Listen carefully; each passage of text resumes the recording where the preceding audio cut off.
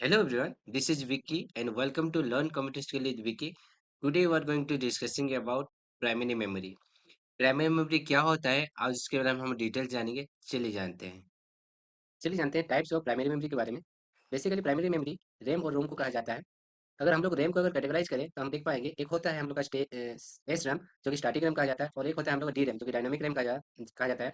उसी तरह अगर हम लोग रोम को अगर कैटेगराइज करते हैं तो एक होता है एम रोम जिसको मास रोम कहा जाता है, मास रीड ओनली मेमोरी। उसी तरह एक होता है पी रोम जो कि प्रोग्रामेबल रोम होता है और एक होता है हम लोग का ई रोम जो कि इरेजेबल एंड प्रोग्रामेबल रोम होता है और एक होता है हम लोग का डबल ईपी रोम जो कि electrical erasable programmable read only memory और एक होता है हम लोग का फ्लैश मेमोरी। चलिए हम लोग देखते हैं रैम के बारे में थोड़ा जानते हैं। रैंडम एक्सेस मेमोरी ये क्या होता है? It is a hardware device generally locate motherboard of a computer. ये कहाँ पर होता है? मदरबोर्ड में होता है। It is internal memory of CPU. It is read and write memory. It is volatile memory. Volatile मतलब जब तक सिस्टम ऑन है तब तक अगर रैम में कोई भी डाटा अगर रहेगा तो वो स्टोरेज पर रहेगा। अगर शट डाउन हो जाता है तो उसमें जो भी डाटा रहता है वो इरेज हो जाता है, इसलिए इसको वोलाटाइल मेमोरी कहा जाता है। Data can be access randomly. इसमें जो डाटा होता है वो रेंडमली एक्सेस कर पाता है प्रोसेसर। एक computer perform mainly depend on the storage capacity of RAM. एक कंप्यूटर का जो परफॉर्मेंस होता है डिपेंड किसके ऊपर करता है? रैम के ऊपर करता है। चलिए जानते हैं डायनामिक रैम के बारे में। डायनामिक रैम क्या होता है?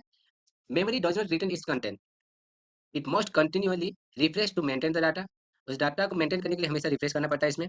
It made of one capacitor and one transistor. इस किससे बना होता है? One capacitor and one transistor में बना होता है। Slower as compare to the S RAM. जो स्टैटिक रैम होता है उससे थोड़ा ये स्लोअर काम करता है। Small in size, consume less power. जो इलेक्ट्रिसिटी ये कम कंज्यूम करता है। लेस एक्सपेंसिव, जो खर्च भी होता है इसका थोड़ा सस्ता होता है as compare to the S RAM. Use and main memory, इसको मेन मेमोरी में जैसा यूज किया जाता है। एग्जाम्पल में हम लोग DDR3 एंड DDR4 का जो मार्केट में अवेलेबल है वो हम देख पाएंगे। DDR3 का मतलब होता है double data rate version 3, double data rate version 4 market में अवेलेबल है। चलिए जानते हैं एस रैम के बारे में। Memory retain it content as long as power is being supply. जब तक पावर सप्लाई रहता है इस मेमोरी में तब तक डाटा जो भी रहता है इसमें स्टोर रहता है। No need to refresh to maintain the data. जैसे DRAM में डाटा को मेंटेन करने के लिए रिफ्रेश करना पड़ता था, इसमें रिफ्रेश करने का कोई जरूरत नहीं होता है। It made of 6 transistor and no capacitor. 6 transistor का बना रहता है ये। Work very fast as compare to the DRAM।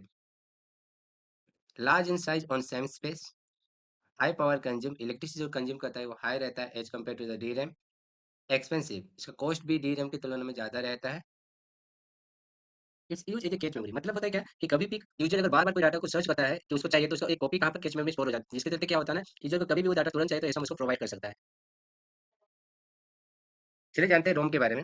Rome stand for read only memory. ROM is long term internal memory.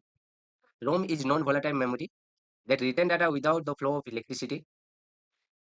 We can only read but can't write on it. इसमें हम भी जो भी प्रोग्राम होगा उसको हम रीड कर पाएंगे, उसमें राइट नहीं कर पाएंगे। Information is store permanently during the manufacture. जब भी रोम बनाया जाता है, जो भी कंपनी बनाता है उसमें जो भी इन्फॉर्मेशन एक बार स्टोर करता है वो परमानेंट के लिए स्टोर होकर ले जाता है। It boost up information. Boost up information मतलब instruction required to start the computer. Computer कैसे स्टार्ट होगा, कैसे इसको शट डाउन किया जाएगा, जो इन्फॉर्मेशन सब रोम में स्टोर होता है। अभी जानते हैं हम लोग एम रोम के बारे में। It stand for marks ROM. It is oldest type of ROM. In this program and instruction are store at the time of manufacturing. जब भी एमरो बनाया जाता है उसमें सब इंस्ट्रक्शन और प्रोग्राम स्टोर करके रखा जाता है, कैसे कंप्यूटर स्टार्ट होगा, ये सब कुछ। So it can not be modify reprogram और इरेज लेटर। इसलिए क्या होता है ना, इसमें हम मॉडिफाई कुछ भी नहीं कर सकते। इट इज इनएक्सपेंसिव, मतलब होता है इसका जो खर्च होता है, कॉस्ट होता है, बहुत कम होता है। चलिए जानते हैं पी रोम के बारे में। Stand for programmable ROM. It can be modify once by the user. इसको मॉडिफाई किया जाता है बट एक बार। User by blank PROM and write content using the PROM program. User क्या करेगा, एक ब्लैंक पीरोम को खरीदेगा, उसके बाद उसमें जो भी इंस्ट्रक्शन देना है वो राइट कर पाएगा उसमें, बट एक ही बार कर पाएगा वो। It can be program only once and it is not erasable. एक बार अगर उसमें जो भी इंस्ट्रक्शन उसने स्टोर कर दिया उसको और इरेजेबल और उसको इरेज नहीं डिलीट नहीं किया जा सकता। Uses cell phone, video game console, medical device etcetera, PROM को यूज किया जाता है। चलिए जानते हैं ईपी रोम के बारे में। It stand for erasable and programmable ROM. It can B reprogram and erase many time. इसमें क्या होगा, जब जितना बार भी मैं चाहूँगा उसमें प्रोग्राम में रिस्टोर कर सकता हूँ, स्टोर कर सकता हूँ, उसको डिलीट भी कर सकता हूँ। It can be erase by exposing it to ultraviolet light for approximately 40 minute. जो जब भी मुझे कुछ इरेज करना पड़ेगा, डिलीट करना पड़ेगा, तो मुझे क्या एक अल्ट्रावायलेट लाइट उसमें देना पड़ेगा, जो कि होगा अप्रॉक्स कितना 40 मिनट तक। An EPROM erase achieve this function uses some microcontroller to store program। यहाँ पर इसको यूज किया जाता है। चलिए जानते हैं डबल EPROM के बारे में। Stand for electrical erasable and programmable ROM. It is program and erase electrically. It can be erase and reprogram about 10,000 time. अगर मुझे इसमें इरेज कुछ करना है कि रिप्रोग्राम करना है तो मैं कितना बार कर सकता हूँ? 10,000 10,000 टाइम्स तक मैं क्या कर सकता हूँ उसमें इरेज कर सकता हूँ और रिप्रोग्राम कर सकता हूँ। Both erasing and programming take about 4 to 10 milli second.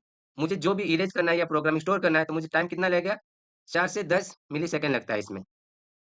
Any location can be selected erase rather than erasing entire चीज। मुझे अगर रोम का जो किसी भी पार्ट में, जो डब्ल्यूपी रोम में किसी के पार्ट में भी मुझे कुछ डिलीट करना है तो मैं इसके जरिए मैं कर पाऊंगा। ये फैसिलिटी कहाँ पर अवेलेबल है? डब्ल्यूपी रोम में। Uses the BIOS of a computer store in this. BIOS मतलब क्या होता है? बेसिक इनपुट आउटपुट सिस्टम, जो कि कंप्यूटर स्टार्ट करते समय इसका आवश्यकता पड़ता है। अभी जानते हैं फ्लैश मेमोरी के बारे में। It is advance version of WP ROM. We can write block of data at a particular times where is in WP ROM can write only one byte of a data at a time. So this memory faster than WP-ROM। अगर आपको faster कौन सा है WP-ROM और flash memory अगर पूछा जाता है तो आपका आंसर होगा flash memory. It is highly durable as it can bear high temperature at intense pressure. Uses in USB flash drive, MP3 player, digital camera, modem. आशा करता हूँ आज का वीडियो आपको पसंद आया होगा। पसंद आया तो चैनल को लाइक और सब्सक्राइब कीजिए और हम लोग के साथ बने रहिए। धन्यवाद।